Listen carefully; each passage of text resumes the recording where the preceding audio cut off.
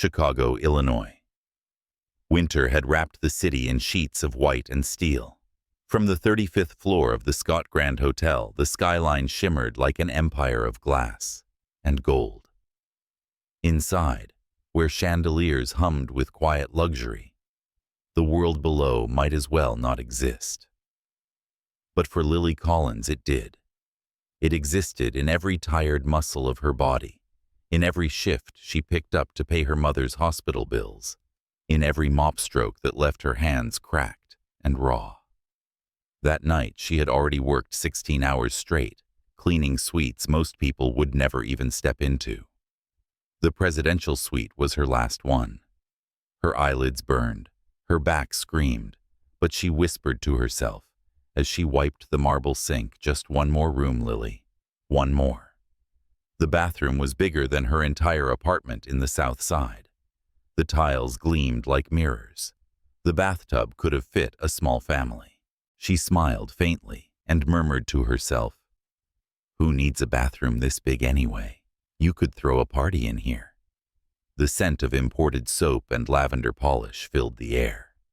She reached for the mop, leaned against the toilet lid, just to rest her head for a second. 5 seconds. That's all she wanted. But exhaustion, when it's heavy enough, feels like gravity itself.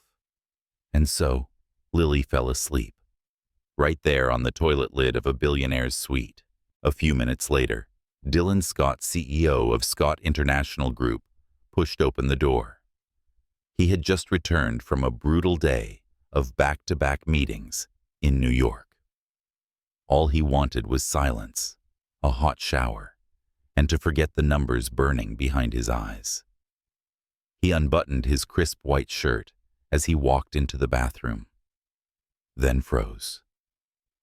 There, in his spotless sanctuary, was a woman in a hotel uniform, asleep. "What the hell?" His voice echoed against the marble, sharp and commanding.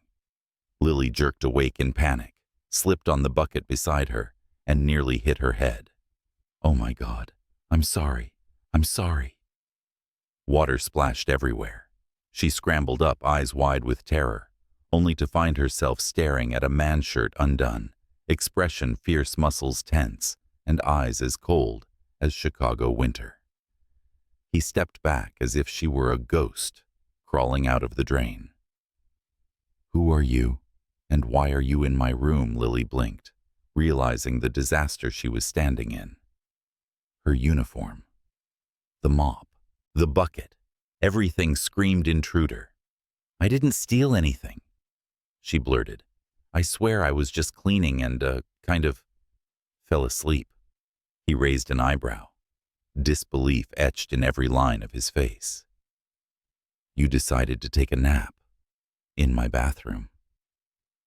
It was 5 minutes. My body just shut down. For a second, he looked ready to explode. But then, as he stared at her, messy curls trembling, hands, eyes full of fear and exhaustion, something in him shifted. Instead of anger, a flicker of curiosity sparked. Dylan exhaled, pinched the bridge of his nose, and muttered, "Unbelievable." He turned toward the kitchen counter, grabbed a cup of coffee, and offered it to her. Lily hesitated, confused.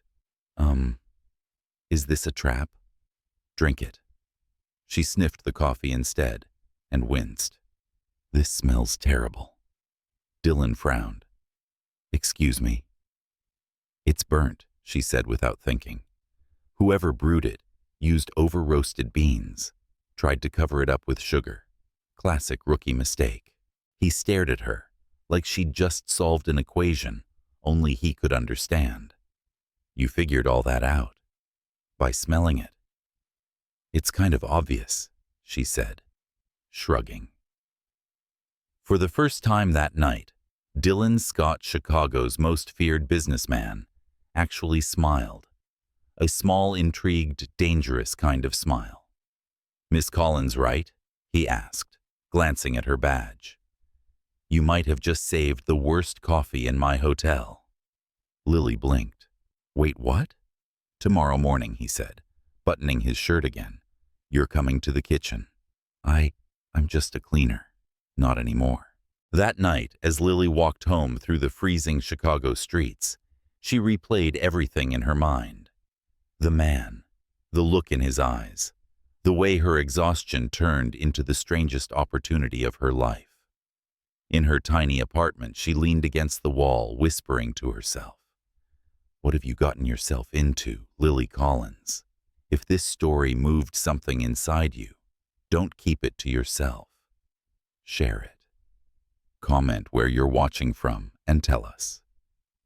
Do you believe love can begin in the most unexpected places? Your voice keeps stories like this alive." The next morning, the Chicago sky was the color of steel. A pale winter light slid between the skyscrapers, brushing against the glass facade of the Scott Grand Hotel. Inside, everything gleamed with sterile perfection. Crystal chandeliers, marble floors, polished brass. But somewhere beneath that surface shine, the world was already stirring with whispers. Lily Collins stood in the service hallway, the air smelling faintly of bleach and coffee. Her hands were trembling around the mop handle. She hadn't slept more than 3 hours after last night's disaster or miracle, depending on how she looked at it. She kept replaying the moment Dylan Scott had said, "Tomorrow you're coming to the kitchen." Maybe he was joking. Maybe he'd changed his mind. Maybe she was about to get fired. She adjusted her uniform, tugged at the hem of her sleeves, and tried to swallow the fear rising in her throat. When the elevator doors opened to the main kitchen floor, the noise hit her first. The metallic clang of pans, the rhythmic chopping of knives, the sizzle of oil, the chaos of controlled creation. The kitchen was a world within a world, all motion, precision, and hierarchy. And at the center stood a tall man in a white chef's jacket, barking orders in a deep voice that carried authority.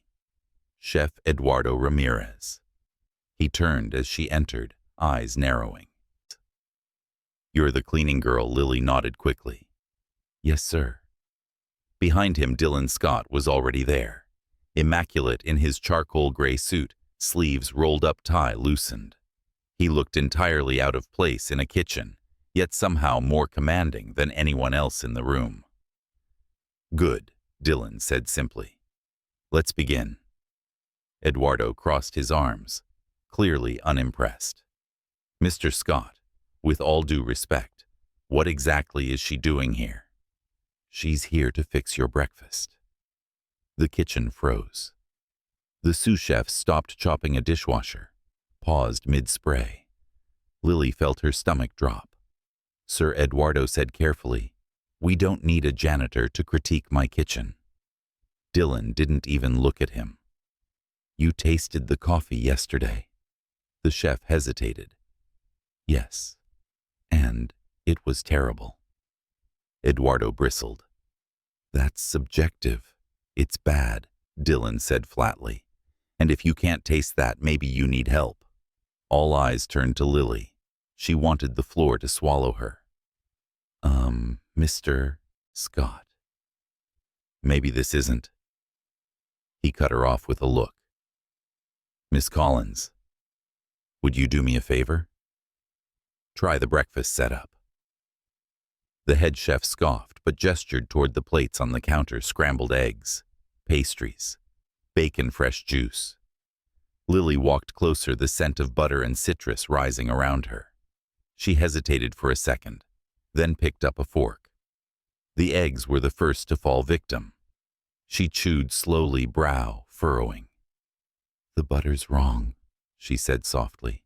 "It tastes processed, cheap, and there's too much salt." Eduardo exhaled sharply. "Excuse me." She ignored him, picked up a piece of bread. It was stiff at the edges. "This bread isn't fresh. Maybe baked yesterday, stored too cold." The chef's nostrils flared. "You think you can tell that just by taste?" She sipped the orange juice and winced. "This is half fresh, half bottled. Someone mixed it." She looked up. You can smell the artificial sweetener. For a long moment, silence filled the kitchen. Even the sizzle of the pans seemed to fade. Then Dylan spoke, voice low and almost amused. You see, Chef Ramirez, I told you she has something rare. Eduardo's face flushed a deep red. This is an insult. It's reality, Dylan said. Fix the ingredients. The chef turned sharply away, muttering under his breath in Spanish, and the room began moving again fast, angry but efficient. Lily stood frozen, wishing she could disappear. When the last dish went out to the dining hall, Dylan gestured for her to follow him to a quiet corner of the kitchen. You were right about everything he said, studying her face. How do you do that? She shrugged, clutching her hands together. I don't know. I just notice things. The way they smell, the way they taste. I grew up cooking for my mom and little sister. When we didn't have much, I learned how to make cheap food taste better. Guess that stuck. He leaned against the counter, his eyes not leaving hers. You have a gift, Miss Collins. Most chefs train for years to get that instinct.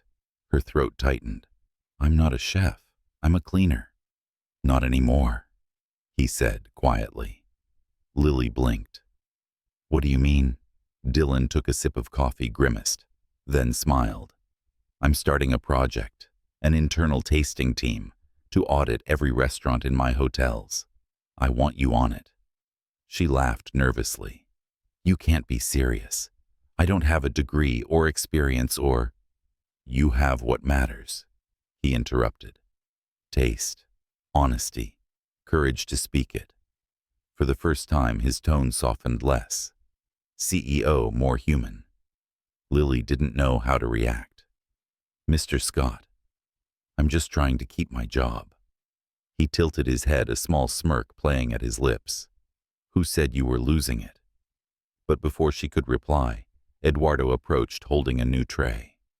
We've redone the menu, he said stiffly. Per your assistant's suggestions. They tasted again. The difference was immediate. The butter was rich, the bread warm and fragrant, the juice bright with real citrus. Dylan looked at Lily. Well, she smiled, despite herself. Now it tastes like it belongs in a 5-star hotel. Eduardo's jaw clenched, but he nodded. She's right. Dylan set the fork down.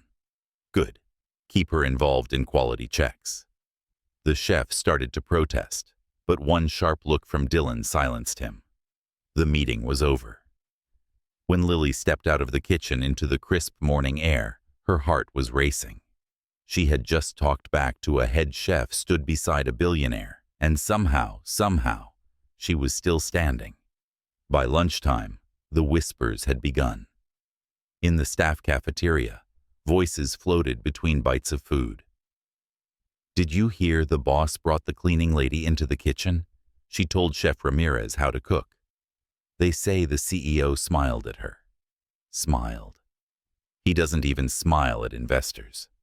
Lily kept her head down, trying to eat her sandwich. Across from her, Carla, her only real friend at work, leaned forward, eyes wide. Girl, what did you do to him? Nothing, Lily said quickly. Then why's everyone saying he promoted you? Lily rolled her eyes. Because gossip travels faster than truth. Carla grinned. You know, if I didn't know you, I'd think you were sleeping with him. Lily nearly choked. What? Relax. Carla laughed. I said if I didn't know you, but you might want to be careful. People love tearing down anyone who looks like they're climbing up. Lily nodded, though the joke stung more than she expected.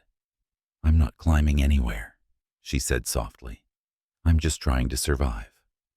That night, she returned home to her small apartment in South Shore.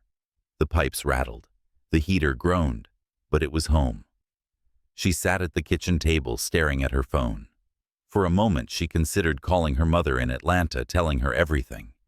But then she remembered the hospital bills waiting to be paid and the reality that tomorrow could change everything again. A soft knock broke her thoughts. Her neighbor's little boy, Malik, peeked through the door holding a paper cup. "Miss Lily, Mama said to give you this. She made cornbread." Lily smiled, kneeling to take it. "Tell your mama she's saving my life." He grinned. "You smell like fancy soap." She laughed. "Maybe I cleaned too many bathrooms today." When he ran back across the hall, she closed the door and leaned her head against it, letting herself breathe for the first time all day. Outside, the snow was melting, the city breathing again. She didn't know what tomorrow would bring, only that somehow, against all odds, a door had opened. And even if it scared her, she couldn't ignore it. Miles away in his penthouse overlooking Lake Michigan, Dylan Scott stood by the window, a glass of scotch in hand. His reflection stared back at him, unreadable. He had built an empire on discipline, on precision, on never letting anyone close enough to surprise him. Yet one woman, a cleaning staff he'd caught sleeping on a toilet, had done exactly that. He found himself thinking about her laugh, her eyes when she spoke the truth without fear. There was something raw in her honesty, something he hadn't tasted in years. For the first time, he wasn't sure if what intrigued him was her talent or the way she made him feel human again. The city stretched beneath him, frozen, glittering, merciless. And somewhere out there, Lily Collins was trying to find sleep while his mind refused to let go of her. He turned off the lights, but her voice lingered. "It's burnt. You can smell it." A small smile crossed his face before he whispered into the empty room, "Maybe it's time I learned how to taste again." The invitation came 3 days later. Lily found it tucked in a cream-colored envelope slipped under her locker door, her name handwritten in black ink with clean, sharp strokes. Miss Collins. The handwriting was unmistakable, neat, decisive, confident. She tore it open with trembling fingers. Inside was a single card, embossed with the crest of Scott International Group, and beneath it, a short message. "Meet me at the Executive Lounge. 6:00 p.m. sharp. DS." She must have read it a dozen times. 6 o'clock. Executive Lounge. Dylan Scott. It didn't make sense. She wasn't supposed to be in that part of the hotel. People like her cleaned those floors. They didn't walk on them.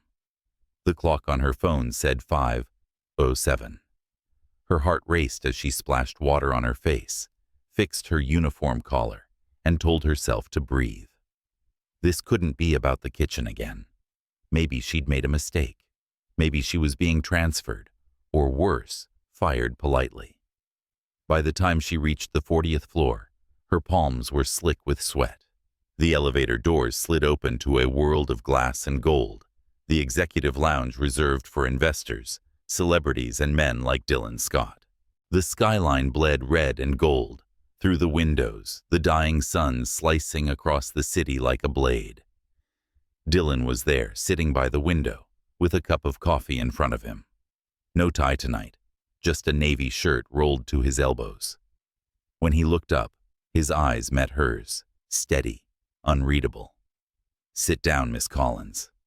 She obeyed, every muscle tense. "You look like you're expecting bad news," he said. "Usually when I get called to the top floor," she replied, "it's not for a compliment." He smiled faintly, the kind of smile that made her heart skip against her will. "Noted. But this time, it's neither punishment nor praise. It's an opportunity." He slid a folder across the table. Inside, she saw an itinerary printed on crisp white paper, New York Culinary Expo, Waldorf Astoria. Her breath caught. "This can't be for me." "It is. You'll come with me to New York next week." She blinked at him. "New York. Why would you?" "Because I need someone I trust to help evaluate chefs for our new hotel restaurants," he said simply. "Someone who doesn't flatter or fake opinions."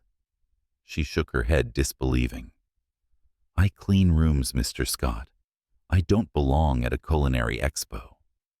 He leaned back in his chair. You belonged in my bathroom that night.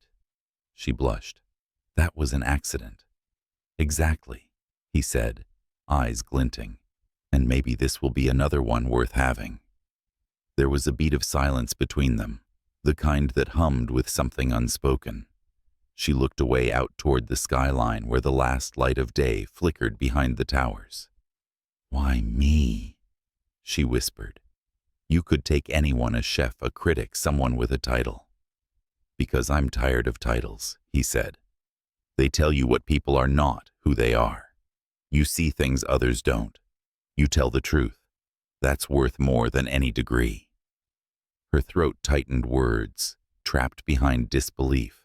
For a moment she saw not the CEO, but a man searching for something beyond success. Finally she managed. I need time to think. You have until Friday, he said.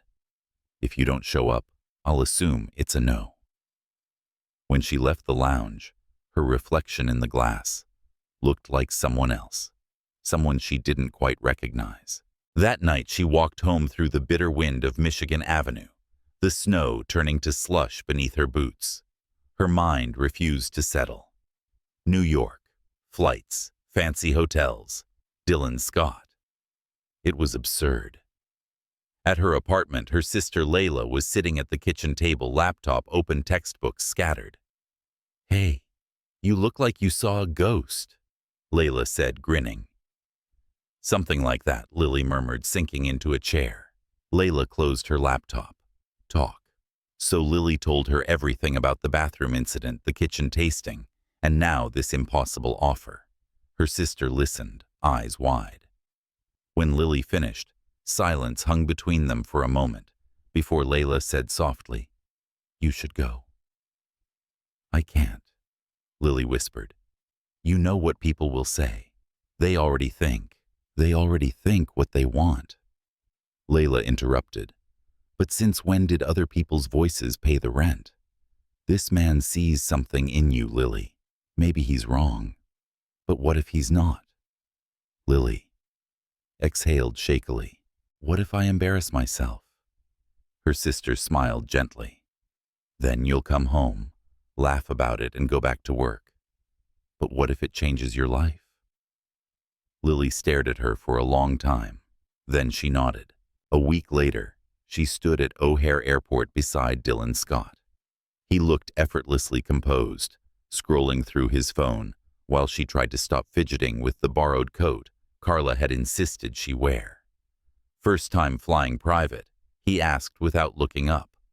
She shot him a wary glance. You say that like it's normal. For me it is. The flight attendant smiled and offered her champagne. She waved it off and muttered, I can't even afford sparkling water right now. Dylan glanced up, then something like amusement flickering across his face. Then this is research. Consider it part of your new educational experience. Educational, she repeated dryly. Right. When the plane took off, the world below shrank into toy buildings and ribbons of highway. For a moment, Lily forgot her nerves. She'd never seen clouds from above, never felt this strange blend of fear and freedom. Halfway through the flight, Dylan closed his laptop and turned to her. You ever been to New York once, she said. A school trip in high school. We stayed in a cheap motel in Queens and ate $1 pizza. I loved it. He smiled faintly. Maybe we'll upgrade your experience. Please don't, she said quickly. I like $1 pizza. He laughed, a real laugh this time, not the polite corporate one. It startled her. His face changed when he laughed softer. Human. The rest of the flight passed quietly. She caught glimpses of him, reading, occasionally jotting something down, the light from the window, tracing sharp angles across his jaw.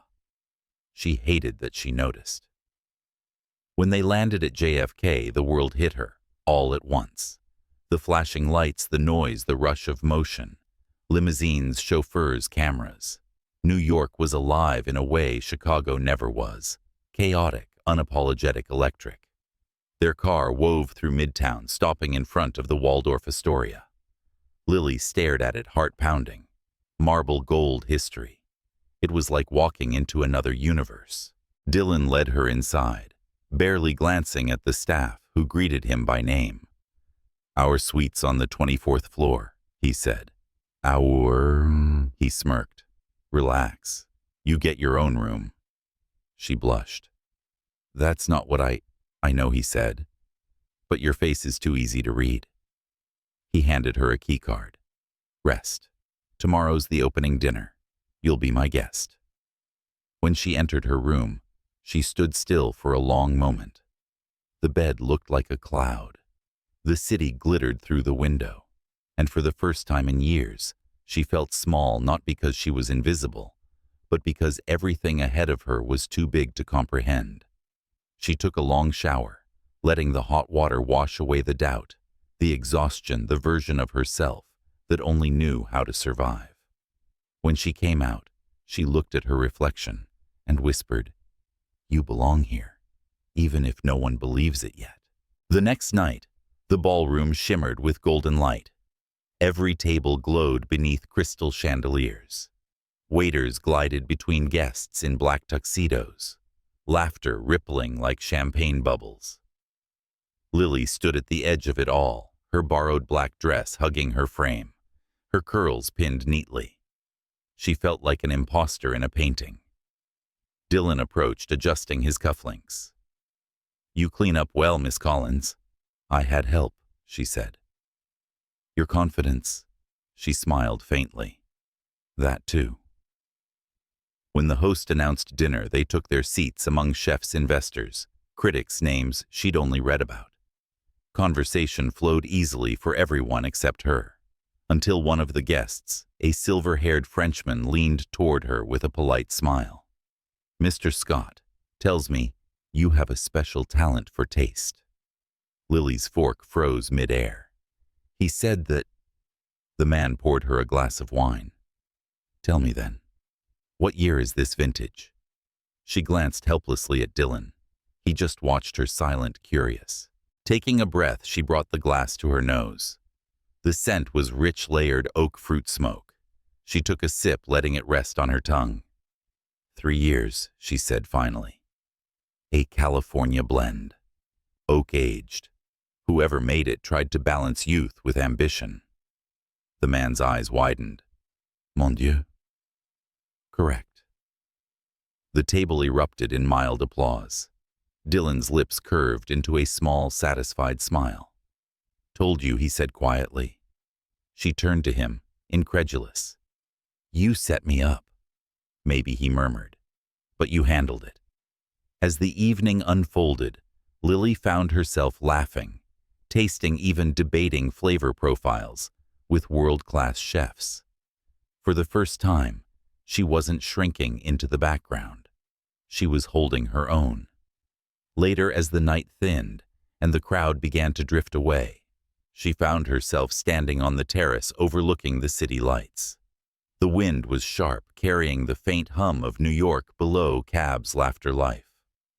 Dylan joined her, 2 glasses of champagne in hand. He offered her one. "You survived your first test." She took it, smiling. "Barely." He studied her for a moment, his gaze softer than before. "You belong here, Lily. You just don't believe it yet." The city glimmered beneath them, endless and alive. She turned to him, meeting his eyes. "Maybe I'm learning." He nodded, looking out at the horizon. "So am I." And for a long, wordless moment, they stood side by side, 2 people from opposite worlds, both realizing they might not be so different after all. The following evening draped New York in gold and glass.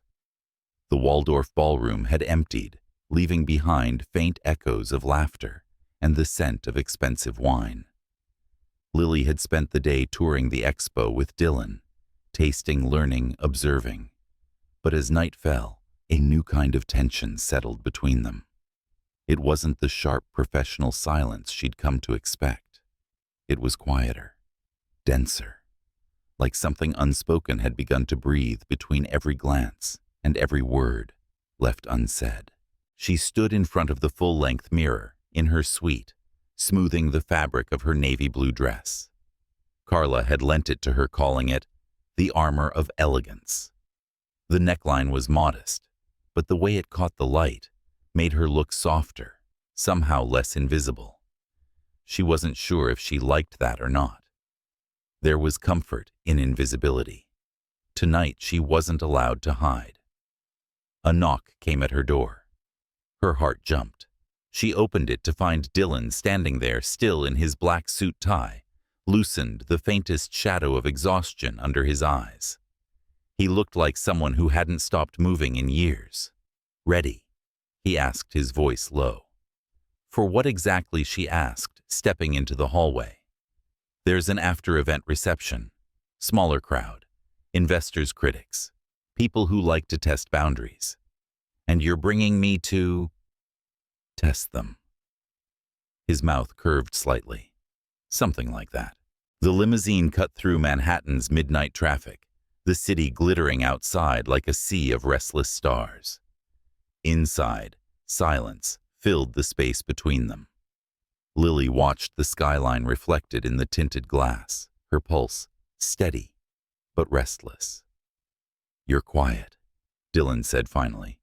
"I'm thinking about how surreal this all feels. A week ago I was scrubbing floors. Tonight I'm sitting in a car with the man whose name is probably on the building I cleaned." He leaned back, studying her. "Does that bother you?"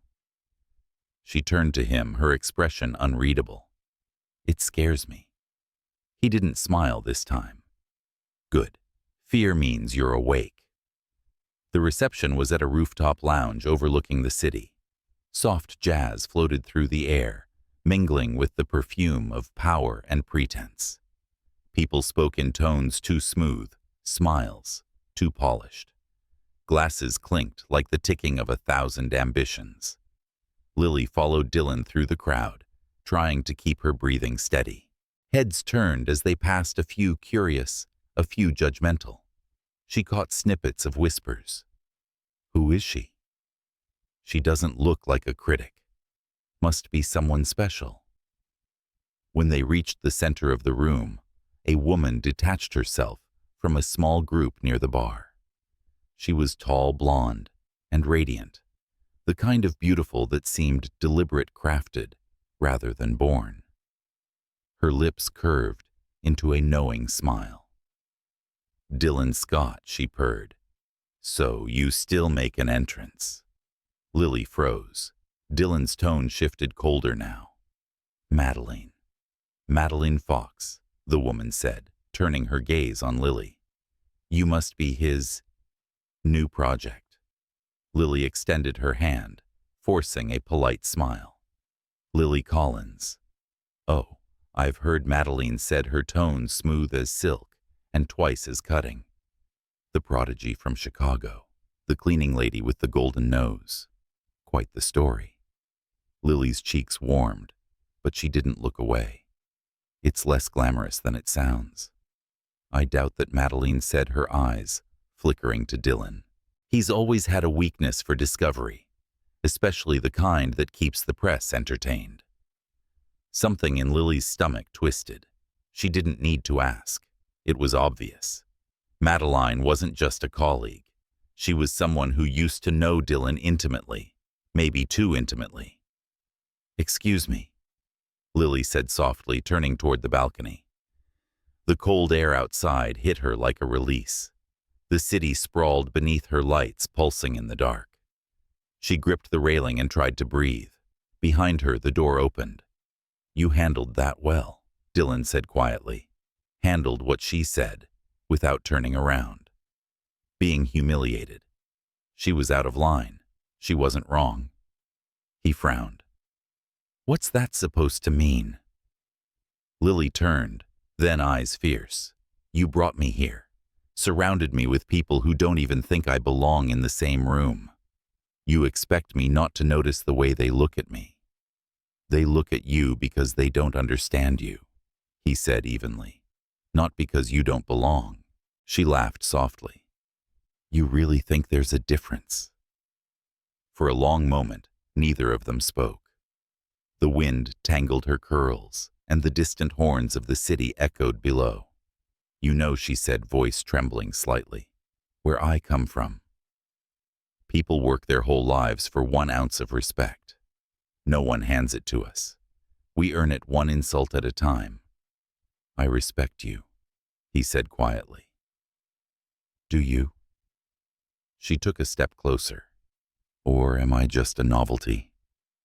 A story you can tell investors about how the billionaire found a diamond in the dust. His jaw tightened, but his eyes softened. You really think that's what this is? I don't know what this is. He studied her for a moment, then stepped forward close enough for her to feel the heat of his breath. This is me trying to remember what honesty feels like. Her heart skipped. For a second she thought he might kiss her, but he didn't. Instead, he looked away, the city lights reflected in his eyes. Go back inside. Don't give her the satisfaction of thinking she got to you. Lily hesitated, then turned toward the door. She walked past Madeline without a word, but the older woman's smirk followed her like perfume. By the time they returned to the hotel, the silence between them was heavier than before. In the elevator, Lily stared at the glowing floor numbers, her reflection fractured across the mirrored walls. You shouldn't have let her talk to you like that, Dylan said finally. I've heard worse, Lily replied softly. He looked at her then, and something unguarded passed between them, a recognition of 2 people equally haunted by their own walls. When the doors opened, she stepped out first. Good night, Mr. Scott. Dylan, he corrected. She turned slightly. Good night, Dylan. The way her voice wrapped around his name lingered long after she disappeared down the hall. The next morning dawned gray and restless. The city felt different, colder, sharper. Lily couldn't shake the image of Madeline's knowing smile or the sting of her words. A weakness for discovery. She spent the day at the expo, moving from booth to booth, tasting dishes, taking notes, trying to bury herself in the work. But her thoughts kept circling back to him.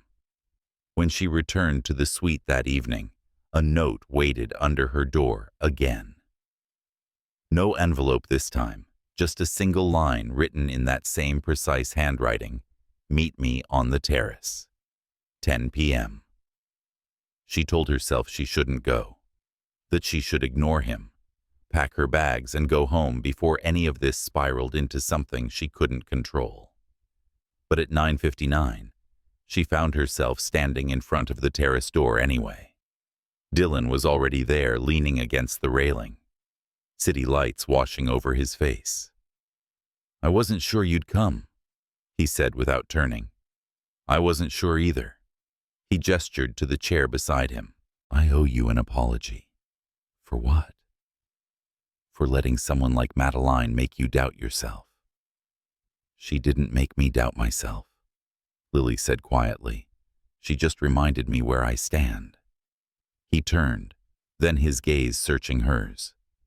Where you stand is next to me. The words hit her harder than they should have. That sounds nice, she said, forcing a smile. But reality doesn't work like that. You and I, we come from different worlds. Then maybe it's time those worlds collided, he said, stepping closer. Why? Because I'm tired of pretending I don't feel it. The air between them shifted thick, with something both terrifying and magnetic. Lily's pulse raced, but she didn't move away. Dylan, she began, but he interrupted softly. Lily, he said her name like it was something sacred. You walked into my life and turned it upside down. I don't know what to do with that.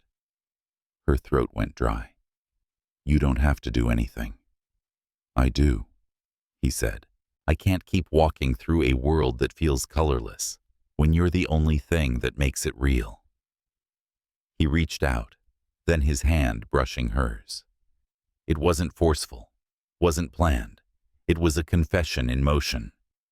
The kind of touch that burned long after it ended. For a moment she let herself feel it, the warmth, the pull, the quiet ache of wanting something impossible. But then she stepped back. "You don't mean that," she whispered. "Yes," he said, his voice steady. "I do." The city roared beneath them, endless and indifferent. She wanted to believe him. God, she wanted to. But she'd seen too many promises break under the weight of reality. "Good night, Dylan," she said finally, turning toward the door. He didn't stop her. He just watched her walk away, the ghost of her presence clinging to the air like the fading scent of rain. When she reached her room, Lily pressed her palms to her chest and closed her eyes. The walls felt too quiet, the world too large. Somewhere in the distance she could still hear his voice. "Where you stand is next to me." The morning after felt heavier than the gray sky hanging over Manhattan. The city buzzed with its usual indifference, horns blaring, heels striking wet pavement. But inside the Scott Grand, the air felt still. Too still. Lily had barely slept. Every time she closed her eyes, she saw the way Dylan had looked at her under the city lights. The quiet honesty in his voice, the way his words had almost broken through the walls she'd spent years building. She stood by the window, a cup of coffee cooling in her hands. Down below, taxis streamed through Fifth Avenue like veins of gold. Somewhere in that maze of motion, people were chasing dreams, escaping memories. Or both. She wondered which of those she was doing. A soft knock came at her door. When she opened it, Dylan was standing there, his expression unreadable, his tie missing, but his composure flawless as ever. "Good morning," he said, voice calm but clipped. "Morning," she replied, setting the cup aside. "You're up early?" "I never really slept." She wanted to say me neither, but silence filled the space between them. He held a folder in his hand, the edges creased from being carried too long. "I have to go back to Chicago today," he said finally. "An emergency meeting with the board." Something in her chest tightened, though she didn't know why. "Right. Of course. You're the CEO. Crises never wait. I want you to come with me." The words caught her off guard. "To Chicago, yes. There's a project I'm launching, something bigger than what we've done before. I want you involved." Lily blinked, unsure if she'd heard correctly. "You want me involved, Dylan? I'm not an executive. I'm not a consultant. I'm barely figuring out which fork to use at these events." He smiled faintly. "And yet you manage to see things none of them do." She crossed her arms, struggling to find her balance in his gravity. "This isn't charity, is it?" "No." His gaze softened. "It's belief." The word hit her harder than she expected. No one had ever said it to her like that. Not as a favor, not as pity, but as truth. She hesitated. "Why me?" "Because when I look around those rooms," he said quietly, "I see people who talk about perfection. You're the only one who sees potential." Her throat felt tight. The city outside blurred into streaks of rain. "I don't know what to say," she whispered. "Say yes," he replied. But she didn't. Not yet. She just nodded faintly, and he took it as enough. By that afternoon, they were on a flight back to Chicago. The skyline reappeared beneath the clouds, familiar, sharp-edged, and cold. Dylan's world of glass towers and tailored suits waited for him like a throne made of mirrors. Lily's world, by contrast, had always been grounded, real, tangible, sometimes brutal. She wasn't sure she belonged up here, 30,000 feet above the version of herself who used to scrub his floors. When they landed, A sleek black car was waiting. The drive to the corporate tower was silent, except for the rhythmic hum of tires against wet asphalt. Dylan glanced at her occasionally, as if making sure she hadn't changed her mind mid-flight. Inside the boardroom, the air was heavy with expectation. Executives sat around a long glass table, men and women in power suits, their expressions carved in stone. Dylan entered first, confident and calm. Lily followed a few steps behind, feeling every pair of eyes turn toward her. "This is Lily Collins," Dylan announced. "She'll be joining us as an advisor on the new project." A murmur rippled through the room. One man, a graying VP with a voice like gravel, spoke up first. "Advisor, on what grounds exactly?" Dylan didn't flinch. "On talent, observation, and an ability to understand quality better than anyone I've met." Someone else scoffed. "With all due respect, Mr. Scott, are we hiring intuition now, or are we just mixing business with personal matters?" The implication was obvious. Lily felt heat rise in her face. She wanted to disappear, but Dylan's voice sliced through the tension. "Be careful, James," he said quietly. "You're talking about someone who saved our brand's reputation in less than 48 hours. James folded his hands, but said nothing more. Lily sat at the edge of her chair, her pulse thundering in her ears. She didn't belong here, not among these people with their polished voices and predatory smiles. But when Dylan turned to her and asked, "What do you think, Collins?" she forced herself to breathe. "The concept's strong," she said, scanning the files on the table. "But it's sterile. You're building a brand for humans, not machines. If you want people to remember, you give them something that feels alive." For a moment, silence. Then unexpectedly, one of the marketing directors nodded slowly. "She's right," he said. "We've been too focused on efficiency. We've lost the story." Dylan's mouth curved slightly, the ghost of a smile flickering across his face. "Told you," he murmured. By the end of the meeting, the atmosphere had shifted. Lily had gone from outsider to unexpected disruptor. Even the skeptical VP avoided meeting her gaze when the meeting adjourned. Outside in the corridor, lined with abstract art and cold light, Dylan stopped beside her. "You handled that perfectly. I thought they were going to eat me alive," she said, letting out a shaky laugh. "They tried," he replied. "You didn't let them." She smiled, small and real. "I'm not sure what's scarier, facing your board or facing you when you're proud." He raised an eyebrow. "Proud?" "Don't deny it." He didn't. He just looked at her for a long moment before saying quietly, "You keep proving me right." Over the next week, the rhythm of their lives changed. They worked together daily, testing menus for the new luxury dining chain he was launching, interviewing chefs, designing experiences that blended flavor, story, and emotion.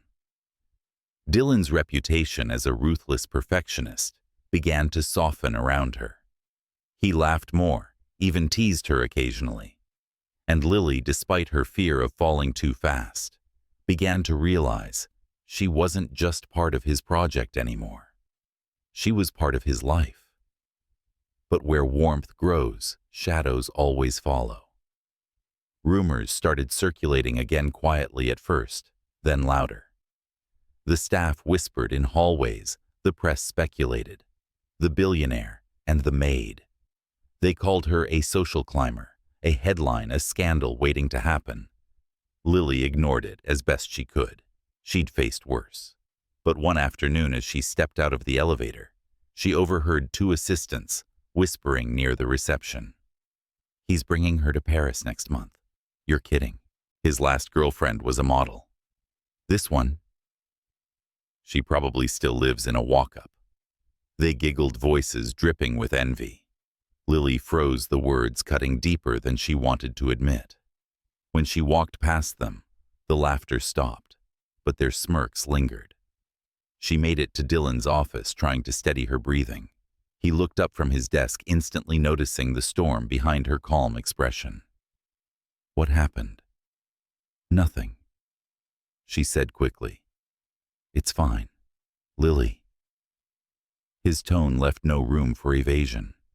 She met his eyes, anger and hurt colliding in her voice. "I can't do this if it means being the punchline in every room I walk into." He stood, stepping closer. "You're not a punchline. Then what am I? The story of the week, the scandal that proves a billionaire has a heart." He flinched slightly, not from her words, but from how close to truth they might sound. "You think that's how I see you? I don't know how you see me," she whispered. "And that's the problem." The room went quiet, except for the faint hum of the city below. Finally, Dylan exhaled, his voice low but certain. "I see you as the reason I wake up wanting to build something that matters again." She looked away, heart pounding. "That's dangerous. So is pretending it isn't real." They stood there, silence, stretching thin between them, filled with everything they couldn't say. Then his phone buzzed, shattering the fragile moment. He picked it up, expression hardening. "It's the investors," he said. "They want an emergency call." Lily nodded, stepping back. "Go." He hesitated, as if wanting to say more, but then turned toward the window voice, already slipping into business mode. She left quietly, the door closing behind her, like the end of a heartbeat. That night, Chicago's skyline glowed under a thin veil of mist. Lily walked alone along the riverfront, the air cool against her skin. Across the water, the city reflected itself, light against shadow, beauty against concrete. She thought of him, of Dylan's contradictions, his armor of power hiding a soul that still remembered loneliness.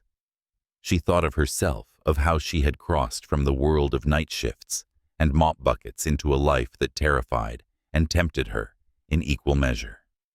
She wasn't sure if she was climbing or falling, maybe both. As she turned back toward the hotel, her phone buzzed with a message. Just 3 words. "Look outside." D. She frowned and glanced up. Across the street, the lights of a nearby rooftop flickered on. Dylan stood there, hands in his pockets, wind tugging at his coat. He didn't wave or call out. He just looked at her, steady, silent, and certain. And for the first time, Lily didn't feel like she was standing in his world. She felt like he was meeting her halfway. Rain had fallen through the night, leaving the streets of Chicago slick and shimmering under the gray morning sky. The world outside Dylan's penthouse stretched endlessly, glass towers veiled in fog, their reflections fractured across the lake. Lily stood near the window, barefoot, her fingers wrapped around a mug of untouched coffee. The city looked distant, almost painted, beautiful, unreachable and cold. She hadn't seen Dylan since that night on the rooftop, when silence had said everything words could not. After that, their lives slipped back into motion. Meetings, tastings, phone calls, decisions. But beneath the surface, something fragile had changed.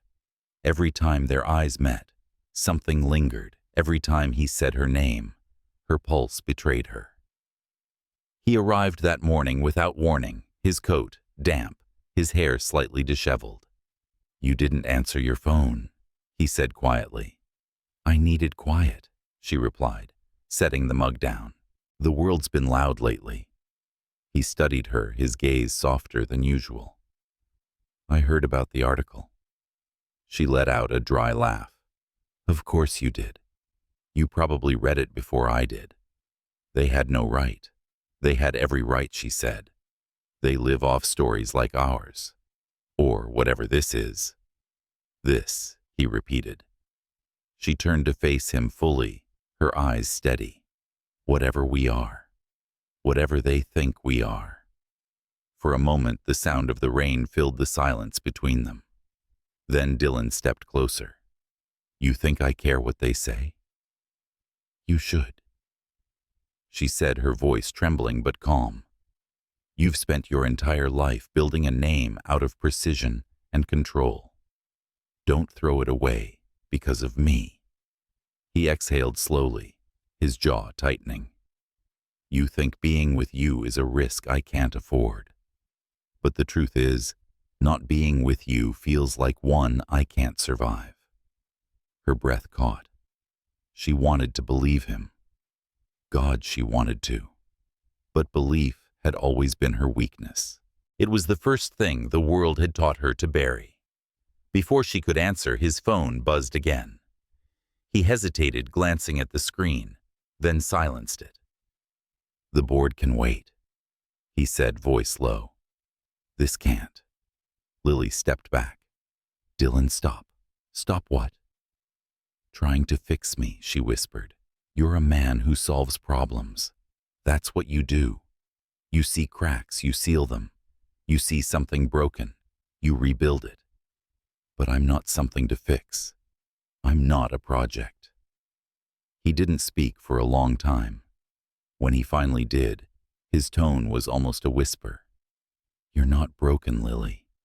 You're the only thing in my life that feels real. Her throat tightened. She turned away, pretending to adjust the curtain just to keep her hands from shaking. That's the problem, she said. You don't get to decide what's real for me. He stepped closer, close enough for her to feel the faint warmth radiating from him. Then tell me what is. She turned, and for a moment their eyes locked, his, steady and searching hers, torn between defiance and longing. The world outside faded, leaving only the rhythm of rain against glass. Real, she said finally, is a mother working 2 jobs so her daughter can dream of something better. Real is knowing that dream will never come easy. Real is standing in a room full of people who think you don't belong and smiling anyway. Real is the part of me you'll never understand. Dylan didn't move, didn't speak, but the look in his eyes changed something between admiration and grief. You're wrong, he said. I understand it better than you think. How could you? She asked softly. You were born into everything I had to chase. He smiled faintly, but there was no humor in it. My father used to say the same thing about me. He built this empire from nothing and told me I'd never understand what it cost him. He was wrong too. She blinked, surprised by the sudden crack in his armor. You never talk about him. There's not much to say. He turned to the window. He died the day I took over the company. I thought I'd earned his approval, but he left without saying a word. The truth is, I've been trying to prove something ever since. To him, to everyone. He looked back at her, and maybe to myself. Lily's anger softened, replaced by something she didn't expect: empathy. Beneath the layers of power, of arrogance, of certainty, she saw the same ache she carried, the need to be enough for a world that never stopped demanding proof. You don't have to prove anything, she said gently. Neither do you, he replied. The rain slowed outside, tapering into a fine mist. Somewhere far below, the city began to move again, horns, footsteps, life. But inside, time stood still. He took a step toward her, then another. She didn't retreat this time. When his hand reached for hers, she let him. His touch was firm, grounding, like the world was something they could steady together. Lily, he said quietly, tell me to stop and I will. She didn't. The distance between them dissolved, and his lips met hers. Not like a conquest, not like a confession, but like an answer that had been waiting too long.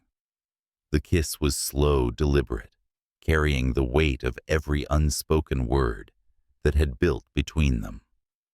When it broke, she rested her forehead against his chest, feeling the faint rhythm of his heartbeat against her cheek.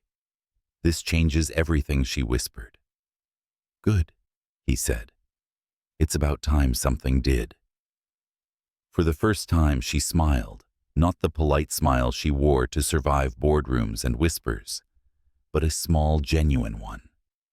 The kind she hadn't felt in years. Days passed, but the city never slept. Chicago moved with relentless speed, oblivious to the quiet revolution unfolding between them. Dylan's office, once a fortress of control, now held traces of her presence. Her notes on menus scattered across his desk. Her laughter lingering faintly in the air, after long nights spent arguing over details that no longer mattered. The project, the Scott Legacy Kitchens, was nearing launch.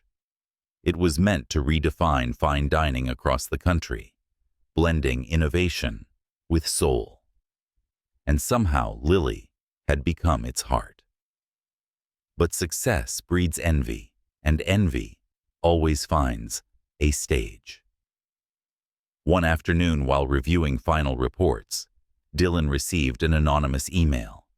No subject line, no sender, just a single link. He clicked it and froze. It was a leaked photo. Him and Lily on the balcony, their faces close, their hands entwined. The angle was invasive. The caption cruel, the CEO and his maid.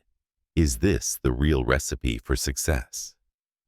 By the time he looked up from the screen, his assistant had already entered the room, pale and anxious. Sir, it's all over the news. Within hours, the media storm erupted. Headlines screamed scandal. Commentators speculated about favoritism, manipulation, betrayal. The company's stock dropped 3 points in a day. The board demanded an emergency meeting.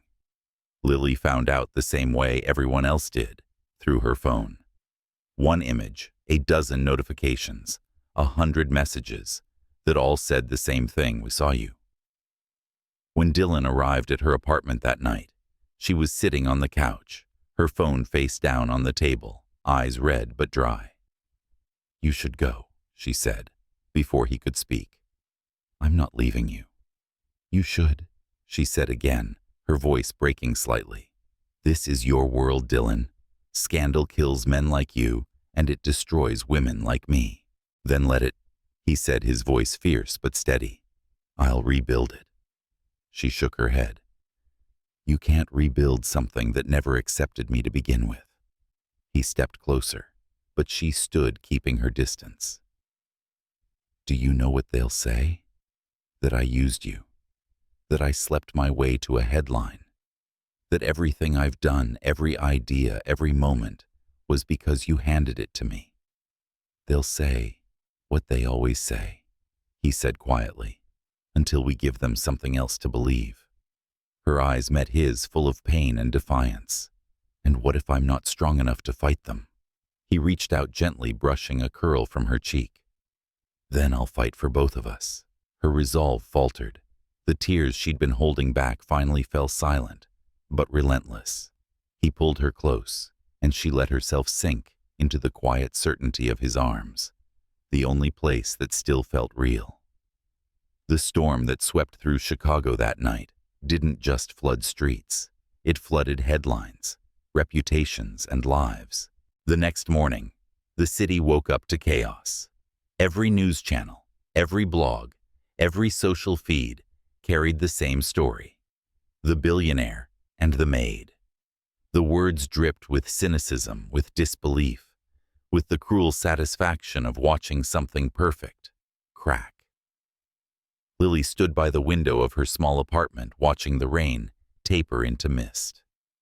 The mug in her hand had gone cold long ago. Across the street, people were leaving for work, carrying umbrellas, holding coffees, living their ordinary lives. How easy it must be, she thought, to walk outside without fear of being seen. Her phone buzzed for the 100th time. She didn't need to check it. She knew what it would say. Another reporter, another threat, another stranger's opinion of who she was. When the knock came, she didn't turn. It's open, she said quietly. Dylan stepped in, his face drawn, but his posture as controlled as ever. The kind of control that only existed when a man was fighting not to break. He closed the door behind him, but he didn't move closer. The distance between them was measured not in feet, but in everything that had happened since the night she kissed him. They called an emergency board meeting, he said finally. I know, she replied, still facing the window. It's everywhere. I'm not going, he said. That made her turn. You can't be serious. I am. Dylan, they're your investors, your partners, your company. He shook his head. They're vultures, and if they think they can buy my silence with shame, they're wrong. You can't fight them all. Watch me. Her chest ached at the quiet defiance in his voice. You'll lose everything. Then maybe it's time I did. Lily's throat tightened. There were things he didn't understand, things power had protected him from. When people like her lost everything, there was nothing left. But when men like him lost everything, the world called it reinvention. Don't do this for me, she said. I'm doing it because of you, he corrected softly. Because you reminded me why I started all of this in the first place. She looked at him for a long moment, his reflection shimmering in the glass. Behind him, the world of privilege was unraveling. Behind her, the world of survival was waiting to swallow her again. You can't save me, she whispered. He stepped closer, voice low. I don't need to save you, Lily. I just need you to stay. The words landed between them like a confession, fragile and terrifying. For a second, she wanted to give in to believe that love could rewrite the rules of the world. But reality always had sharper teeth. I can't, she said, and before he could reach for her, she walked past him, grabbed her coat, and left. The door closed softly behind her, but to Dylan it sounded like thunder. The boardroom that afternoon was colder than usual. The table gleamed under the fluorescent lights, and every seat was filled. Dylan sat at the head shoulders, squared the picture of control, except for the faint tension in his jaw that betrayed how much effort it took to keep it. Mr. Scott, one of the older board members, began, her tone clipped. This situation has compromised the integrity of the company. The media frenzy is out of control, investors are pulling out, and our clients are losing confidence. We need to mitigate the damage. And by mitigate, Dylan said, voice calm, but cutting, you mean bury. We mean distance. Another said, from her, from the scandal, from anything that makes this company look unprofessional. The words hit like a blade, but Dylan didn't flinch. Lily Collins did nothing wrong, he said. Public perception doesn't care about right or wrong, the woman snapped. It cares about optics. So you'd rather fire her than face the truth that she was the reason our entire hospitality line turned around. A heavy silence filled the room. This isn't about her competence, the older man at the far end said finally. It's about your judgment. Dylan leaned forward, his tone quiet but dangerous. My judgment built this company from the ground up. And if any of you think I'll destroy an honest woman's life to protect your comfort, you've forgotten who I am. For a moment, no one spoke. Then one of them, the VP of Finance, slid a document across the table. If you won't act, we will. The board is prepared to vote on a temporary suspension until the issue resolves. Dylan's eyes fell on the paper. A single signature line waited at the bottom, a neat place for him to sign away his power. He stood up slowly. Then consider this my resignation. The room erupted in shock, but Dylan didn't stay to hear it. He walked out, leaving behind a board of millionaires who couldn't fathom a man choosing principle over profit. That evening, Lily returned to the Scott Grand one last time. The hotel was quiet, almost reverent, as if holding its breath for what it knew was coming. She made her way through the marble lobby, past the familiar scent of citrus polish and expensive perfume, to the restaurant they had once rebuilt together. The chef, Eduardo, looked up from the counter when he saw her. You shouldn't be here, he said gently. I just needed to see it, she replied. One last time. He sighed, wiping his hands on his apron. He fought for you, you know, for this place, for everything. Lily's lips curved into a bittersweet smile. That sounds like him. You're leaving, aren't you? She nodded. I have to. Eduardo hesitated. He'll come after you. I hope he doesn't, she said softly, because if he does, I don't know if I'll have the strength to say no again. Outside, the city glowed beneath the weight of twilight. Lily stepped into the drizzle, the streetlights casting halos around her as she walked toward the train station. The same city that had once swallowed her whole now watched her go in silence. 2 days later, Dylan found her. Not in a boardroom, not in a hotel suite, but in a small cafe near the edge of Hyde Park, the kind of place that smelled like cinnamon and rain. She was sitting by the window, a notebook open in front of her, her curls tied loosely, her face pale but calm. He stood in the doorway for a long moment before she noticed him. When she did, she froze, then closed the notebook slowly. You shouldn't be here, she said, her voice steady.